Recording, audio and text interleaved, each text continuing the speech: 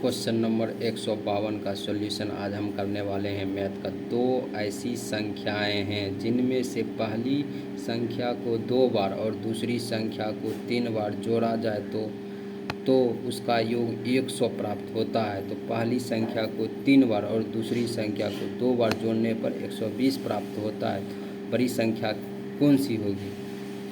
बड़ी संख्या कौन सी? इसको इस तरह हम सॉल्यूशन करने वाले हैं मैथ का सॉल्यूशन। देखिए सॉल्यूशन कैसे करते हैं।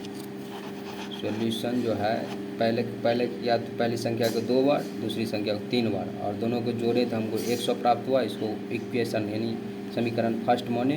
फिर दूसरी पहली संख्या को तीन बार 3 से गुणा कर 3x मान लिए। फिर दूसरी संख्या को 2 बार 2 हुआ बराबर, दोनों को जोड़े तो 120 प्राप्त हुआ। इसको समीकरण फर्स्ट माने समीकरण फर्स्ट। हम मल्टीप्लिकेशन कर दिए। फर्स्ट को 3 से गुना कर दिए। फर्स्ट समीकरण को 3 से गुना कर दिए, दूसरा समीकरण को 2 से गुना कर दिए। गुना जब किए तो यहाँ आया 3 गुना 2 तो 6x, फिर 3 गुना 3 तो 9y, फिर 3 गुना 100 तो 300। फिर इसका 2 गुना 3 करेंगे 6x, फिर 2 गुना 2 करेंगे तो 4y, फिर 2 गुना 120 करेंगे 240। फिर अब इसको घटाएंगे तो 6x माइनस 6x यहाँ घटाने पे तो कट गया 9y 4y 9 में 5y गया। 300 से 240 घटेगा 60 बचेगा, काटे तो 12 हुआ। यानी हमको y का मान 12 आया। तो इसको अब सॉल्यूशन इक्वेशन समीकरण फर्स्ट में था 2x प्लस 3y बराबर 100 था।